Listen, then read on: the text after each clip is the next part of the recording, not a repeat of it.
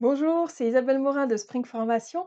Aujourd'hui, dans nos 3 minutes coup de boost, je réponds à une situation qui m'a été soumise. Une personne qui m'a partagé: je suis très fatiguée parce que je canalise beaucoup d'énergie à être positive dans la journée pour garder des bonnes relations avec les autres et éviter des tensions. Mais quand je fais ça, le soir, je n'arrive pas à relâcher toutes ces tensions en moi et du coup, je dors mal. Jour après jour, j'ai l'impression d'être dans un cercle vicieux.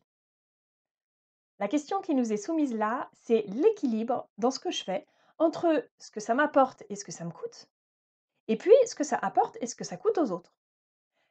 L'idée, c'est non pas de raisonner uniquement par rapport à un groupe, il faut que ce soit bien pour les autres, et puis tant pis si je prends sur moi, mais plutôt de raisonner sur une manière globale, sur un équilibre global, comme s'il y avait une espèce de grande balance universelle qui vérifie que c'est OK, convenable, acceptable pour tout le monde.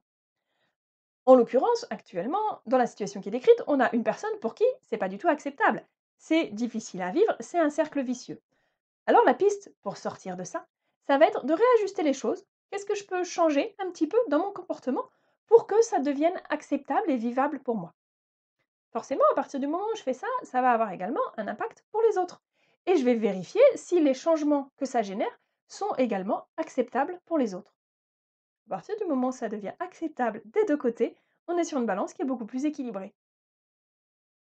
Certains pourraient avoir la croyance que dans cette démarche de vérifier ce qui est bon pour moi, je suis dans quelque chose d'égoïste. Alors pas du tout. Pour rappel, l'égoïsme, c'est de s'occuper que de son propre intérêt sans même prendre en compte l'impact que ça a sur les autres. Là, c'est pas du tout le cas, puisque je m'occupe de mon intérêt tout en vérifiant également l'intérêt des autres.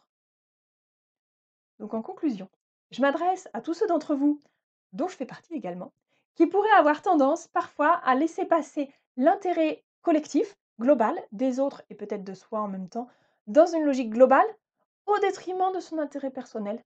Et je vous invite vraiment, vraiment à vérifier cette grande balance pour aller vers quelque chose de plus équilibré. J'espère que cette piste peut vous aider, vous aiguiller, vous orienter vers plus de bien-être pour vous et pour le collectif, parce qu'en faisant ça, vous vous sentirez mieux, vous serez mieux avec les autres, et si je reprends la situation actuelle, ça facilitera aussi les relations avec les autres.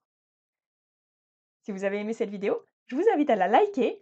Je vous donne rendez-vous pour les prochaines 3 minutes coup de boost, la semaine prochaine si j'y arrive, mais la semaine va être courte, ou plus tard, d'ici 15 jours.